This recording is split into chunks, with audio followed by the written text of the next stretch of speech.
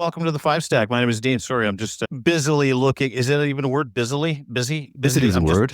busily looking at today's wreckage, today's Trump wreckage, and what everybody thinks is a major U-turn, which we talked about with Lev in the podcast, the weekend roundup, just about, I don't know, about an hour and a half ago.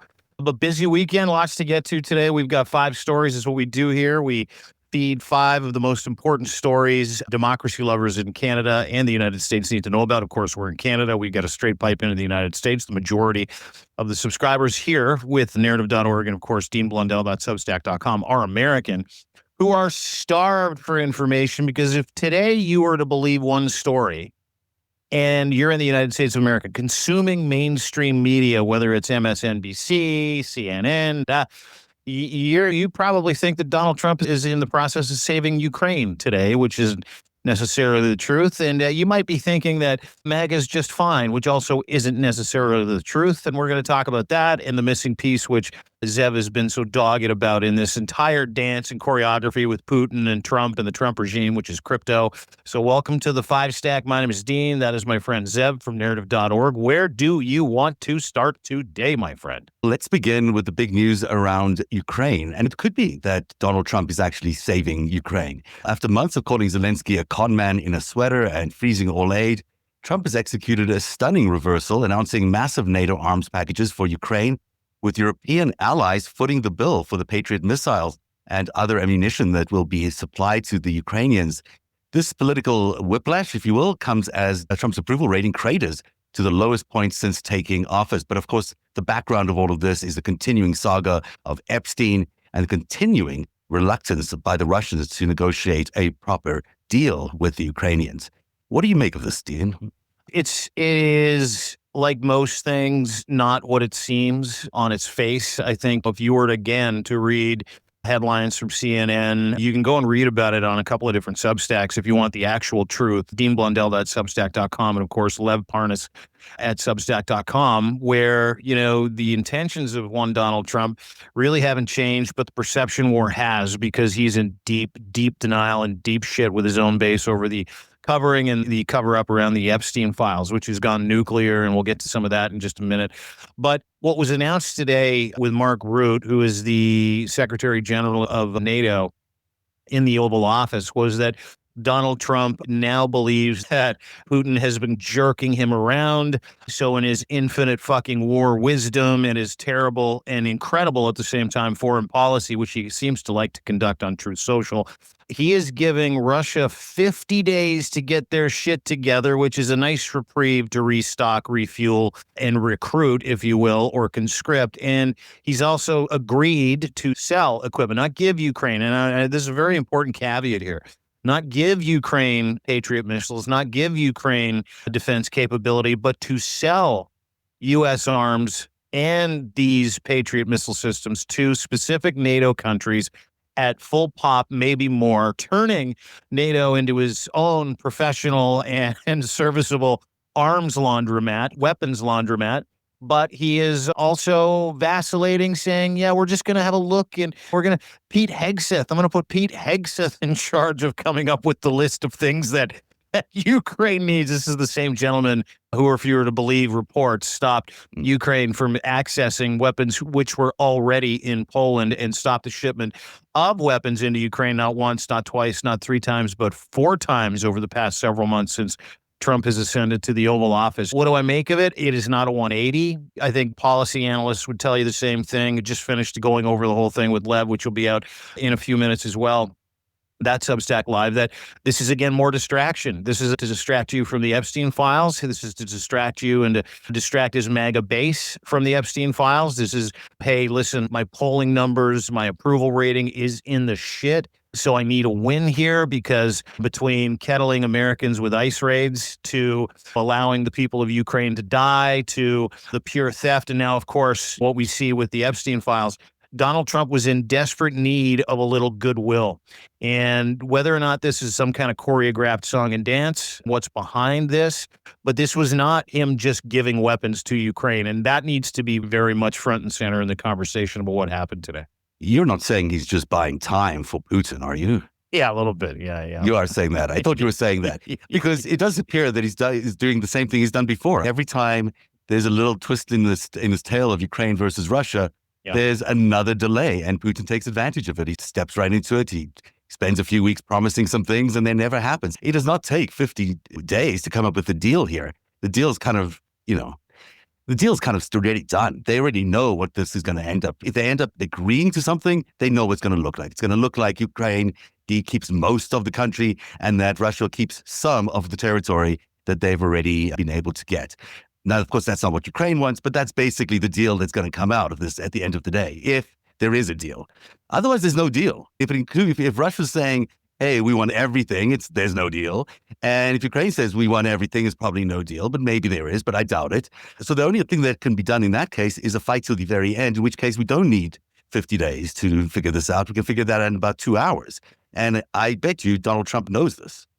I'm reminded of how fast Donald Trump was able to fuel some B-52s and fly those over to Iran. Yeah, I'm reminded of how many billions of dollars in arms that have gone to Bibi Netanyahu for his killing machine and the wars that he is currently engaged in the Middle East with no, hey, someone else needs to buy them from us, like a Lend-Lease. If anybody knows what the Lend-Lease program was in World War II, the United States didn't want to get directly involved because they didn't want to piss off Hitler because, yes, they were an isolationist state back then, talking about the United States. And so what they did was they said, yeah, Canada can take a bunch of horses. We'll leave some planes at the border. You drag the planes across the border, and then you can send those planes to Europe to help for the Europeans fight the war machine. This is very much like that. But this is not like that, because what Donald Trump has done, because the American industrial complex is taking it in the teeth right now, because the entire free world is pivoted away from the American industrial machine because Donald Trump is not to be trusted. The people he does business with are not to be trusted. So this accomplishes a couple of things. One, it reimburses Lockheed Martin and Raytheon and all the big fat cat defense contractors with, okay, yeah, you can start building and you can start making money again because you've gotten your asses kicked because I've destroyed all of our relationships with people who purchase equipment from you. So now we've entered that chat. It's turning NATO into an arms laundromat. Like I said, you can go and read about it actually up at really Substack. is. But the other thing that this sort of does is it puts the onus, makes Donald Trump, at his base, look like, hey, I'm a smart business guy. No longer am I giving weapons to a country. They're going to have to buy them from us through a series of back channels in NATO. So Poland, in this case, would buy some machinery. They would then turn around. They would accept that machinery. They would then turn around and give it to Ukraine, effectively absolving Donald Trump and America from taking part in the war. But what he's really done here is another thing. He's prolonging the war. The war he said he'd stop on day one. Now he's feeding the war. He's starting wars. He wants this war to continue. But the reason why he wants this war to continue, the reason is the same reason why he's giving Putin 50 days, because he still does not want Ukraine to win the war. He still does not. So in this case, he gets a little lift from his base maybe. Might look like he's the guy that's in charge. He gets lefties and Democrats going, yeah, send that money over there. And then, of course, the sanctions piece, which he said, hey, listen, we're going to, that 500% sanction, 500% tariff, we're going to bring that down to 100% tariff on. So he's going to tariff Russia. But America doesn't buy shit from Russia. Yeah. Don't buy anything. Tiny amount. Booze. That's fucking it. So it's largely performative, to your point. Yeah. Yeah. What's interesting to me about what you're saying is he asks all of NATO to increase their defense spending to 5%. And now he's spending it on his own goods. It's very similar to what he's done with tariffs with Americans. So he's okay, so now we're going to create a crisis. We're going to increase taxes on everybody so we can collect additional taxes. It's the same kind of thinking. It's mob-like thinking. It's really extortion at the end of the day by going out there and saying, hey, you have to increase your spending to 5% or else. And then the or else includes a caveat that says, hey, but you're also going to buy the weapons from us. Which we're going to then provide to the war that we're going to continue operating for months at a time. It's really cynical when you get right down to it. And did you see that op-ed? It was like last week where Marco Rubio was like, and by the way, NATO countries have to buy weapons from us. Yeah. Like you can't pivot away from it. Yeah. And Rubio's like, you can't pivot away from us. And then, and by the way, I've got a little caveat too. Canada's preparing countermeasures. Canada is never going to buy. I talked to people in Carney's Orbit the other day. Yeah. We're never going to buy weapons from the United States again. We're just never going to do it. And between now and when we can functionally start preparing and building our own war machinery, this is going to be performative on our part too. It's a means to an end for Canada and all its allied nations. It's a sure, dickhead. we'll buy some of your stuff. But there is still a full court press if you talk to any one of Zelensky's allies in Europe, whether it be Finland, Sweden, UK, France. So they're like, yeah, none of that's all performative. We're still going to fill it up, and we're still going to make sure that Ukraine gets exactly what they need. So this is a performative Oval Office meeting yet again, where he got to complain about the auto pen as well. By the way. Just wanted to let you know. Exactly. Another little Russian narrative that's being stewing out there. What's interesting, what we really are trying to avoid here is World War III. And whatever we're talking about, the stakes are that high. And it seems to me that Donald Trump is still playing this kind of very personal vendetta kind of war, all about himself, instead of really thinking about how best he can get America out of, and the world out of World War III. And there's, even if he's able to eke out some sort of negotiated path through here, and we'll discuss this throughout the show, where he can somehow appease Putin and somehow appease the Americans and at the same time appease the Israelis, maybe there's a way to do that by playing all of them all off against each other. But at the end of the day, he's playing with World War III, and America is letting him do it. Yeah, and you know what? Not just playing with World War III. What he did today was signal to the free world he plans on profiting off of it as well. Yes. Yeah. He's got a profit plan, of course. Yeah. It's Donald Trump. Let's talk about the Putin tariffs. This isn't the number 4 story. So Trump gave Putin a 50-day ultimatum for peace talks while threatening 500% tariffs on Russian oil buyers. But the war is escalating dramatically as Russia launched the 136 air threats overnight, killing 6 civilians and wounding 30 others. Now, the moving goalposts we've already discussed, but these economic sanctions can already be implemented. There's a bill going through the Senate right now that it could happen. And we could see 85 senators, maybe even more, all co-signing, co-sponsoring a bill that will sanction Russia and then create secondary sanctions against China and India, which are buying a lot of the Russian oil. Wow, that's amazing that can happen today. So why is he building this second tier of tariffs and warnings and Putin better behave? Because he knows this thing's going through. He knows that this thing's happening in the Senate, and it's likely it would pass the House. Then it's back to him, and he'd have to make that tough call very quickly. So he's found a way to let this sort of sit around for a little bit longer, these sanctions, until he's organized this tariff threats from happening. At least that's my take on things. Yeah, and I don't think you're wrong, and I think there's a little nuance to it as well. From what I understand, is that 50-day pause again is a chance for Putin to catch his breath, to make some money, to sell some oil.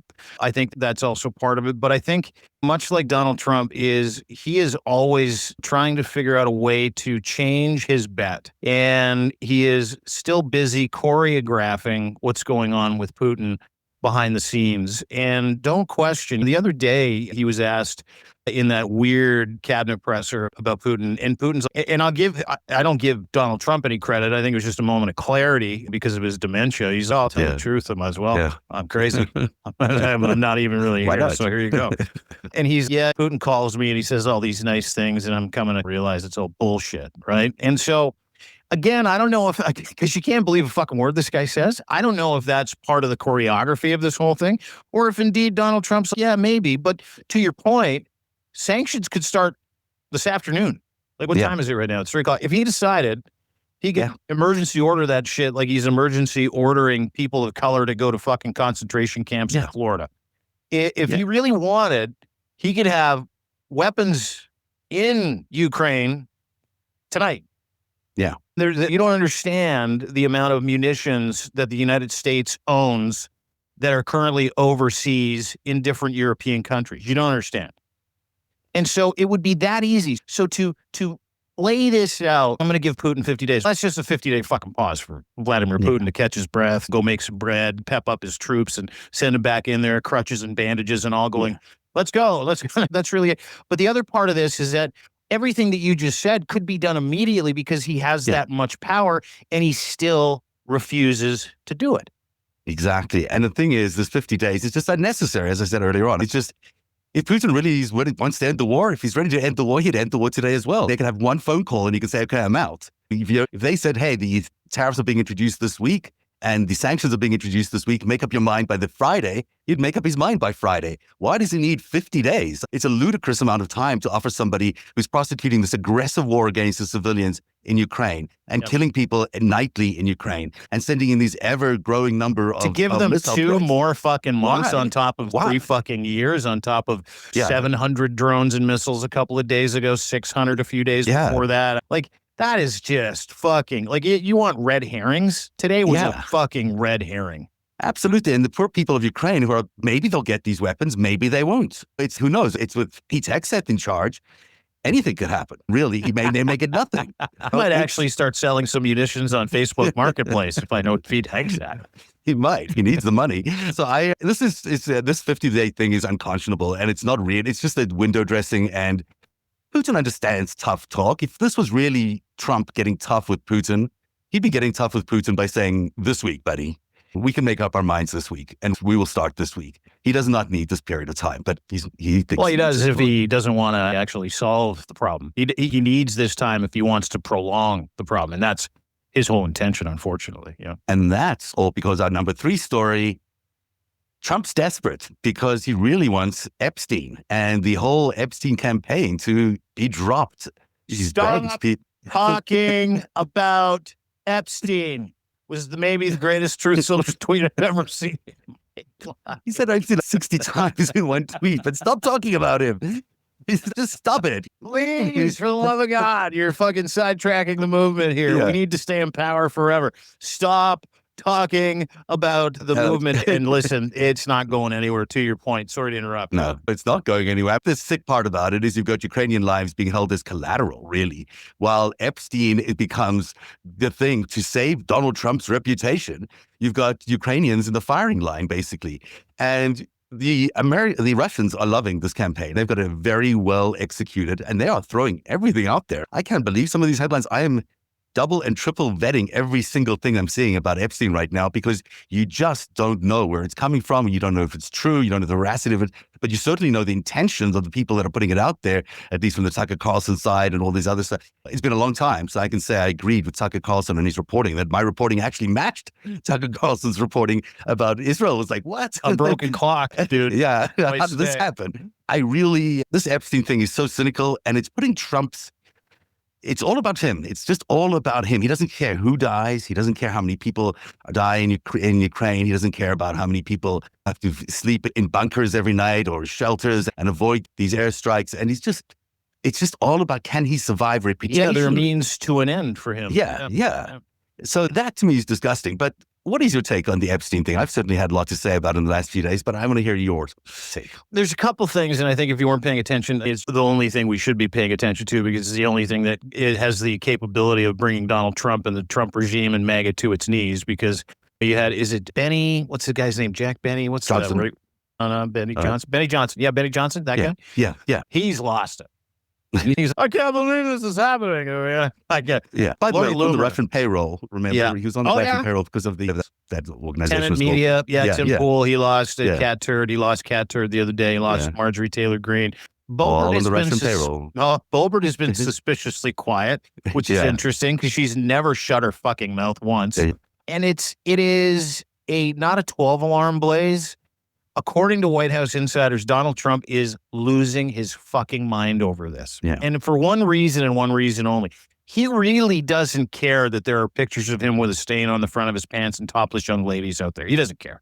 He doesn't care that there are probably videos of him, which Ghislaine Maxwell in 2016, she's, oh yeah, we recorded Donald Trump.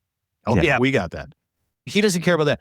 What he really cares about, more than anything, because he'll just come here. If we ever get light of day between us and maybe a video or a picture or a file or any kind of assertion that, oh yeah, Donald Trump is absolutely not just involved in the Epstein files, he was his partner. If we ever get any of that, he's just going to laugh it off. Like, he's just going to say, yeah, that's deep state stuff. That's all AI. You can't trust anything anymore. He's going to laugh. What he's really afraid of is losing the crazies he's been able to curate as his incel meathead meat puppet army. And he's done that with QAnon and MAGA, the hardcore MAGAs, with these Epstein files, to the point where these files matter to the average maggot QAnon moron more than Donald Trump does. And he didn't count on that. And so he put out this insane 1,000-word truth social tweet. I don't even know fucking how you do that. I don't think I've ever done any more than 500 words on social media. He's the owner. I think he gets permission to do do whatever he wants. long truths. Yeah. Yeah, Very maybe. probably. What's going on with my boys, and in some cases, gals? And Lev actually took me through this earlier and decoded the whole thing for me. Oh, yeah? Yeah, where he was like talking about Pam Bondi. She's done a fantastic job. We're on one team, MAGA, one team, he said.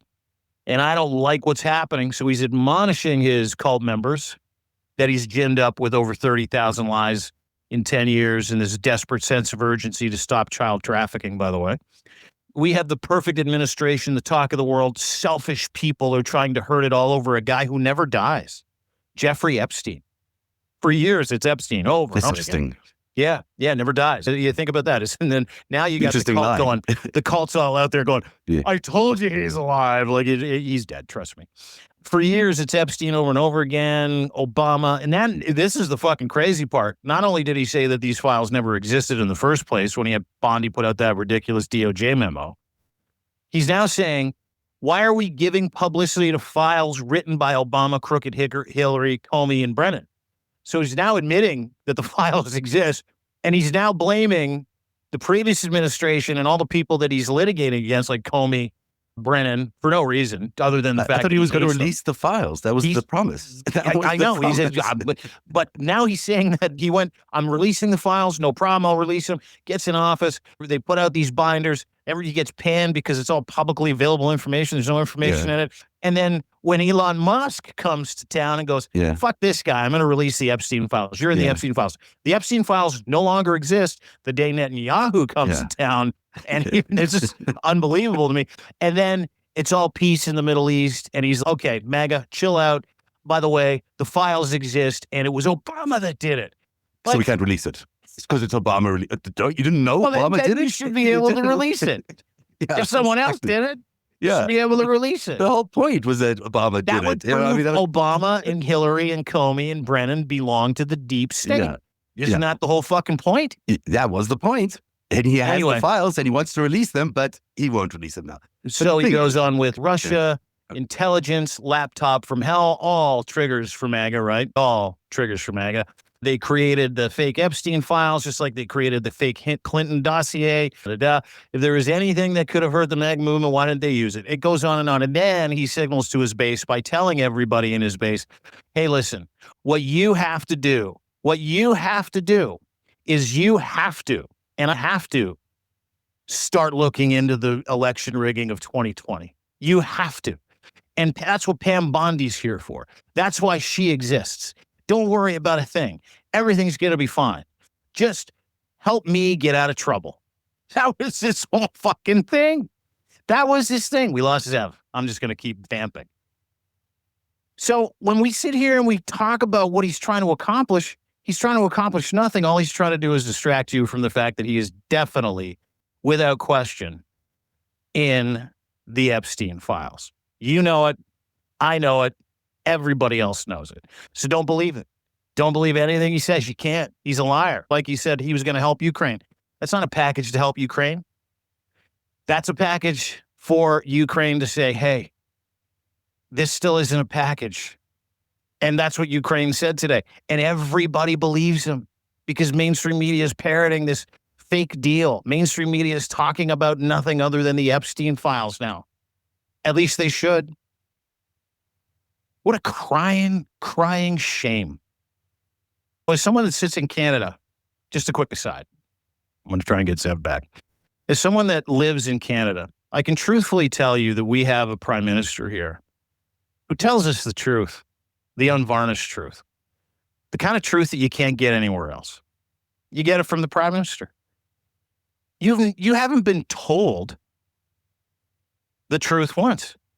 Not once by your president. And today was like a fucking all-world lying day for Donald Trump, yet again, sitting in the Oval Office with the UN Secretary General, talking about how he's going to give Russia 50 days. He's trying to distract you from the Epstein files. He talked about how Putin has upset him. He's trying to make you think that now he's going to fight Putin. He's not. He's on Putin's side. He's trying to distract you from the Epstein files. He's trying to distract you from his involvement in the Epstein files. Everything he does is to distract everybody from the Epstein files. Stay on it. And if you're MAGA, stay on it. It's more important for you to stay on it than us. We've been on this crackpot for I don't know how long. 10 years? We've been on that relationship for 10 years. You bought it hook, line, and sinker. You did. Now, we are saving our country and making America great again. So there's a little hat tip to MAGA, saving the country. No, he's not. He lies. He's destroying your country. The left is imploding. Cash Patel, FBI must be focused on investigating voter fraud, political corruption, Act Blue, rigged and stolen election of 2020, and arresting thugs and criminals instead of spending month after month looking at nothing but the same old radical left-inspired documents on Jeffrey Epstein. Let Pam Bondi do her job. The 2020 election was rigged and stolen. Back to this fucking thing. They tried to do the same thing in 2024. That's what she's looking into as AG. 1 year ago, our country was dead. Now it's the hottest country anywhere in the world. Let's keep it that way and not waste time and energy on Jeffrey Epstein, somebody nobody cares about. Thank you for your attention to this fucking matter. He wants his administration to be freed up, his regime, and his thugs to start election meddling. That's election reform. He's trying to get them to focus on the job at hand and trying to get MAGA to stop focusing on what the job at hand should be and focus really on putting all of their attention, effort, influence, anger into helping him steal the midterms or cancel the midterms, or turn the United States into a police state prior to that happening. That is the most dangerous part of this insane Truth Social thread, where he effectively said, yeah, the files exist, blamed Obama, and then he said, get back to work trying to steal the next election because I need to remain in power for fucking ever. That's because he's right. The scariest part. Yeah, they did steal the last election. There's now such a growing amount of evidence that the Republicans meddled to the point, and Starlink and Palantir and this whole incursion into our voting machines is real. They really did this. So the more we understand that, it's ironic that he's calling for that to be investigated because it was him doing it, not anybody else. They'll find a way to blame Biden and everybody else for it because they want to continue doing this. They've put in place a system to rig every future election going. And sitting at the helm of that are the same people that he's trying to negotiate some sort of settlement with. Putin and Netanyahu and whoever is probably the U.S. Senate, I'm guessing, is the other party that's involved in negotiating on behalf of America. This is where we're at. With America is so limp that the presidency is busy giving Putin what he needs more than the American people. And regardless of where we are, Putin must have so much on him because we've spoken a lot about the sex stuff and the underage girls. Oh my God, the crimes, the financial crimes that these two guys committed are massive. And I hinted at some of that on the show I did the other night about Epstein. There is a correlation between all these companies that they kept tanking, that Epstein suddenly found himself in the middle of every single major corporation that was tanking over a period of time, that they all had the same kind of prosecutorial protection from Rudy Giuliani. It's like it's all the same crowd. And of course, Trump has always kept himself at a bit of arm's length from all of this, but he benefits because every time one of these things goes down, like in 2008, he doesn't go down with the market because he's always ahead of the market by knowing exactly what's about to happen. So he's betting against betting because he knows what's going to happen with these terror attacks or these other things that happen. So it's if America really grasped, and I don't know if it's 100% true, so I'm not going to say this is fact, but there is a pattern here which is hard to ignore, that these guys were involved in tanking the American economy. That all that time when you were working hard to buy a home and build your career and send your kids to college, and every single time that was taken away from you by a tanking stock market, that was these guys. That was these very guys that were doing it because they wanted to make a buck for themselves and for all their sponsors, wherever they are around the world, from Putin to MBS. So. Do you remember, like last week, where Trump announced EU tariffs 30%, 35% on Canada? Do you remember that? Yeah. And the markets tanked? Yeah. There's a great capital markets guy named Spencer Heikeman who's been tracking this for a long period of time. an hour before the announcement, the sell-off of the EU and the sell-off of Canadian stocks and the tanking of the stock market to some extent in both the EU and Canada, which bounced right back afterwards.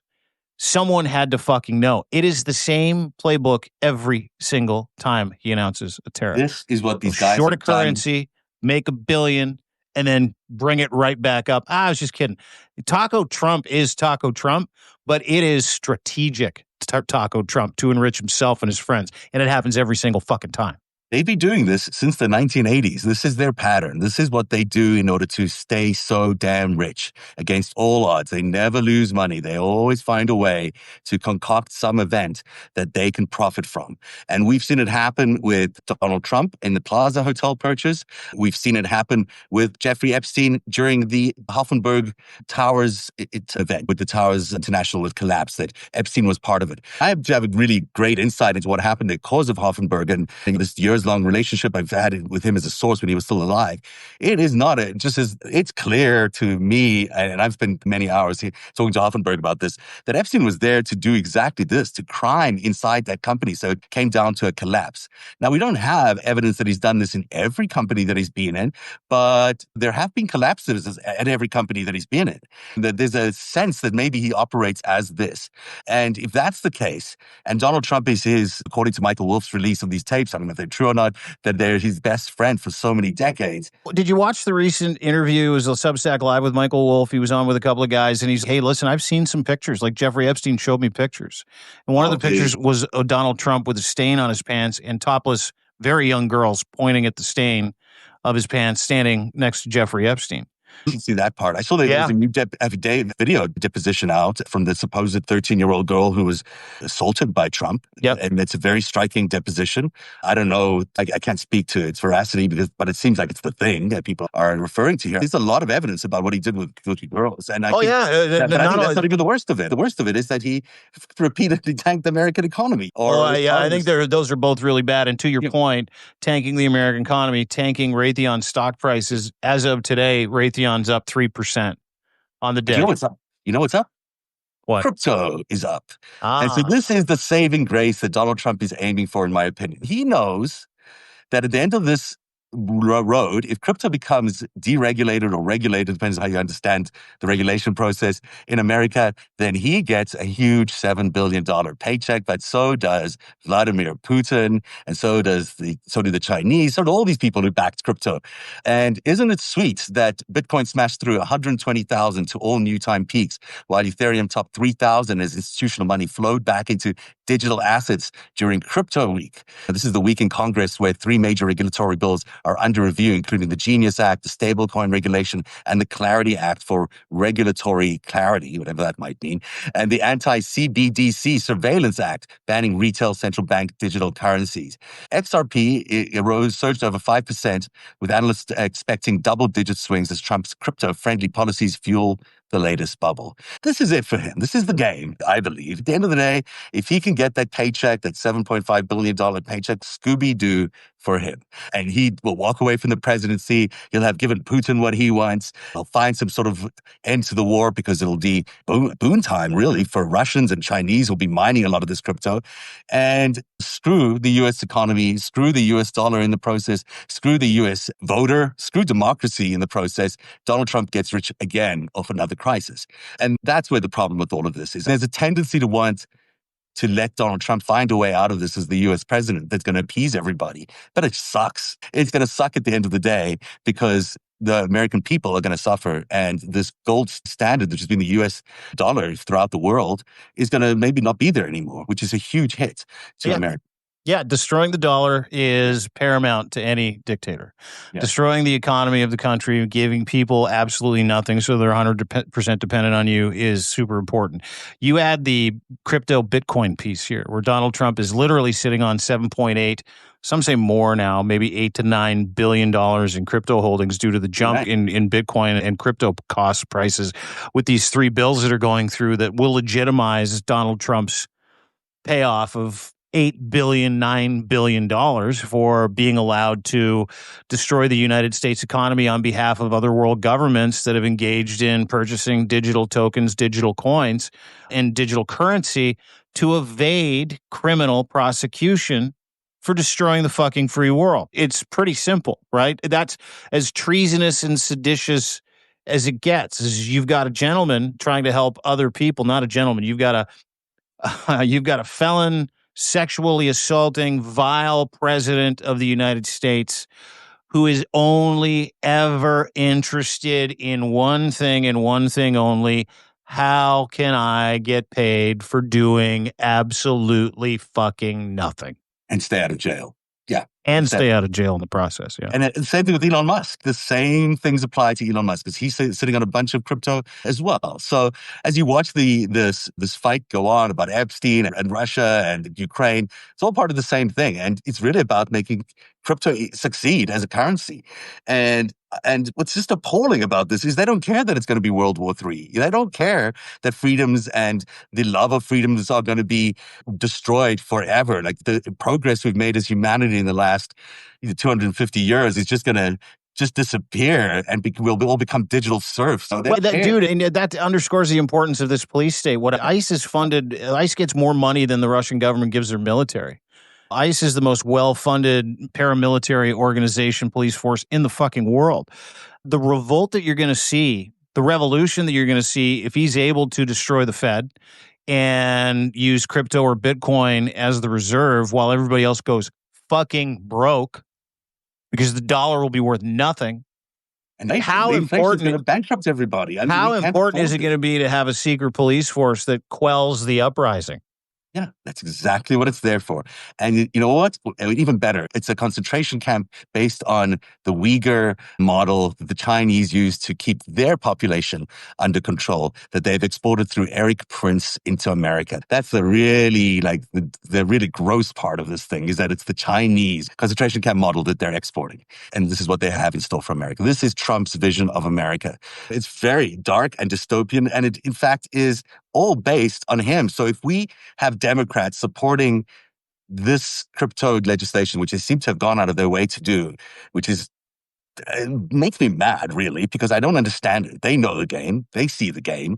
They know that they're banking. Yeah, that's what it must be. If the Democrats are busy playing footsie with all the very helpful lobbyists in D.C. that are out there plying them with drinks and dinners and tons of money, this is the corruption at the core of the American system that we've been facing and talking about forever, is that they're being bought out as well. And if they've been bought out as well, we really need to find a way to stop this. People really need to call their congressmen and senators and say that it's time to stop crypto. That this is no time to let this man who's holding $7.8 billion in crypto potential holdings and give him this gold card. It's not why would you do that? Why would you give him this?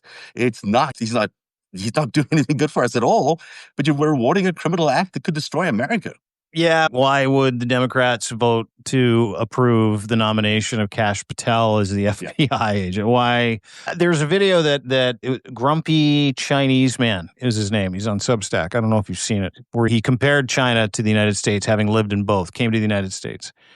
He is convinced that the United States has been, always will be a police state, has been, always will be corrupt, much more corrupt than China. And he's like, I've been in China. And this isn't an influencer from China. I'm an anti-CCP hawk. They all say that, don't they? Yeah, I know. But this gentleman actually isn't. He escaped China to go to the United States, and he's like, this place isn't that fucking great. You're just like China. Like you guys they're the same. They hurt people. You hurt people. It's led by corrupt officials. I don't mean to dispute what you're saying, because I was stunned when I discovered this a while ago, that a lot of the people who are these dissidents, supposedly from China, who came across to find freedom and liberty, guess what? They're still under the control of the Communist Party of China. They would say just this. I don't doubt it. I don't doubt it. I don't doubt that might be the case. It was a very compelling discussion. And listen, my universe of information that I take in is wide. Yeah. Like I'll take it all in. I don't believe anybody, and especially because you live in this political cult world, red flags go up all the time. Every second. That's why I didn't put the fucking thing out. It wasn't like I was going to retweet it. I just weighed what this gentleman was saying, where he's like, China has a concentration camp. The United States has concentration camps. China has removed basic human civil liberties for individuals. The United States is removing basic civil liberties for individuals. That part is right. Yeah. Absolutely. And that is Donald Trump who's doing that under the auspices of China. It's not that he's just out there freelancing on this stuff, that he's introducing the system that China once introduced. At the end of the day, when you look at this conspiracy that brought us 2015 and 2016, it involved a specific set of countries. It involved Russia, Israel, the UAE, Saudi Arabia, and China, ultimately, because they're the ones paying the bill for all of this. So that's the war on democracy in a nutshell. It's those countries. Now, China always steps back and always plays a behind-the-scenes kind of role. It doesn't want to get involved in the actual dirty stuff. So it uses all these other countries as proxy countries. But they're really running the ship. That's how you get the Erik Prince Chinese Communist Party approved concentration camps built in China, tested in China, and then imported to the United States for American use. So that's how you get that kind of really sickening kind of thing that they're doing here. That's where we're at. Should we do the number one story? Because it really rolls. Yeah, please. We got 8 minutes. Yeah, this is Lev. I thought Lev is great. I was on his Substack on Thursday, and he was just terrific. He's awesome, smart, together, authentic. I've come a long way on him, and as he's come a long way, he's really evolved as a human being, and you can see he's passionate. It's just incredible. Yeah. And if everyone doesn't subscribe, I'm sure everyone already does subscribe to Lev Parnas, but if you don't, it's a good time to do it today. But he and you had a conversation about the choreography of what was going on that I think needs to be maybe we discussed some of it today, but really underscored in terms of this is just placating Putin again. Now, in the context of everything we've spoken about since then, do you want to put all that into some sort of nutshell and how this is another Trump-Putin play at the end of the day? Yeah, that's what the 50 days are for, right? Talked about that to start. Great place to finish. Is that everything that Donald Trump is doing right now, still really not going after Putin, still really not talking about him in any honest, pejorative way, still focusing on Zelensky. Even today, Zelensky better get his shit together too, better not stick his chest out and be all puffy. Like, it is all, I said when we were trying to get you back on the podcast, I was trying to warn people. I'm like, this is all a distraction. He is not interested in penalizing Putin for the murder of the Ukrainian people. He's not interested in stopping the genocide of the Ukrainian people. He's interested in what he can get out of the situation and how he can make himself look like he is trying to find a way out of the political disaster, which is his involvement with Putin and Ukraine, which is the forecasting that he gave every single American. I'm going to stop the war day one. We're 6.5 months in. Yeah. And he's giving more, and he's selling weapons to Ukraine through NATO now. So everything that you see him do when it comes to whatever support you think Ukraine is getting is a lie. It'll be performative. It'll be dragged out. It will be a missile system here. And then you're going to see a big, long pause. And then you're going to see Zelensky go, hey, we could really use more of that stuff. And then you're going to see Donald Trump go, yeah, I've already given you enough. And he's not giving anybody anything. He's selling it. Again, turning NATO into his own weapons laundromat. Yeah. He's an arms dealer at this point. He's an arms dealer all along, by the way. That's also with Jeffrey Epstein, and we'll cover that coming soon. Oh, yeah. I'm sure we will. I would love to get to that in another 5-stack. Yeah. So don't believe any of it. Don't believe any of it until it fucking happens. And if you go to my Substack, deanblundell.substack.com, 35% off annual subscriptions, by the way, for life until the end of July. Would love for you to become a member. If not, that's fine. More than happy to have you free.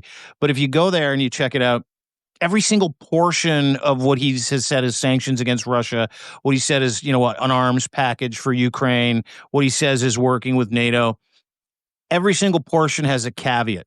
Every single portion has a catch. And I said this time and time again in the piece, I'll believe it when I see it. I'll believe it when sanctions happen. I'll believe it when the weapons arrive.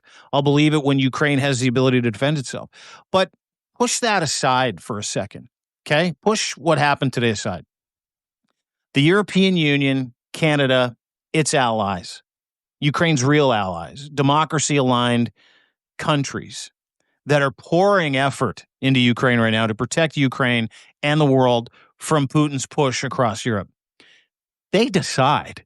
Donald Trump doesn't decide. There isn't a weapon he can send Ukraine right now, that EU partners, 34 of them, the coalition of the willing, isn't already planning on making sure that Ukraine gets. And I'm not just talking about missiles, SCARPs. I'm not just talking about mines or leopards or tanks. I'm talking about drone equipment. Like billions of dollars in equipment to be able to survive and thrive and beat back the Russian. So that's why a lot of this is performative to me, because the EU's got this. Canada's got this. Ukraine has, this is their war. They will decide.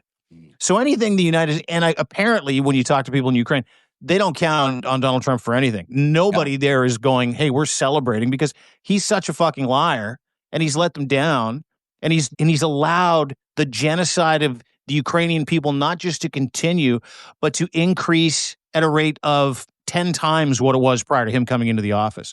Not 60 drones a night, 600. Yeah.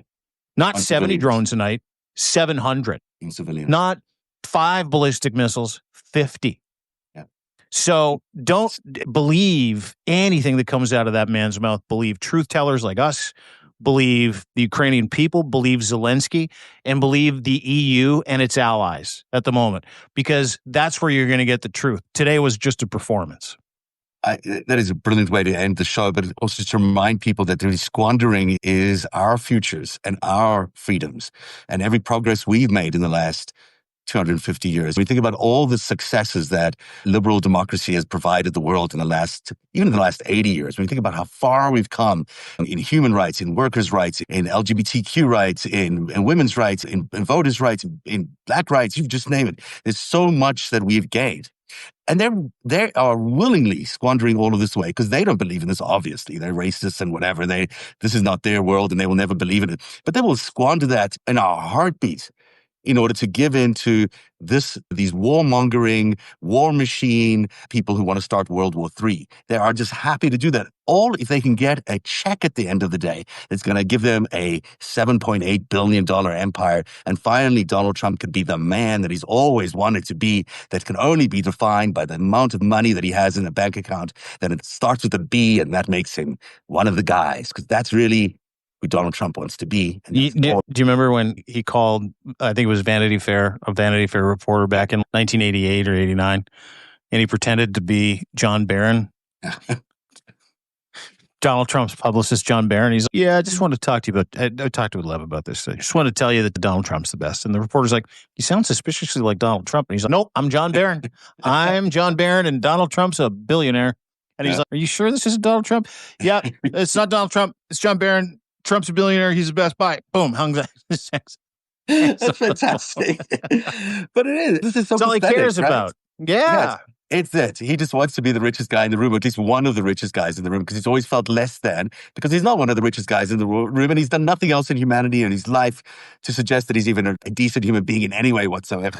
So the only thing he has that he values is this billionaire status. Yeah. If America's thinking of just giving this to him because they can get out of this horrible situation we're in and hope for the best, I don't think we get to the best out of this. I think we'll end up with a system that's highly compromised, where elections are compromised, where we allow these foreign nations to have so much control of our system. We're there, dude. It's not like it's not like just gonna happen. It's happening. It's on. Yeah. So we have to pull whatever deal he's trying to concoct between whatever, triangulating all these different entities together to try to find a way for him to survive.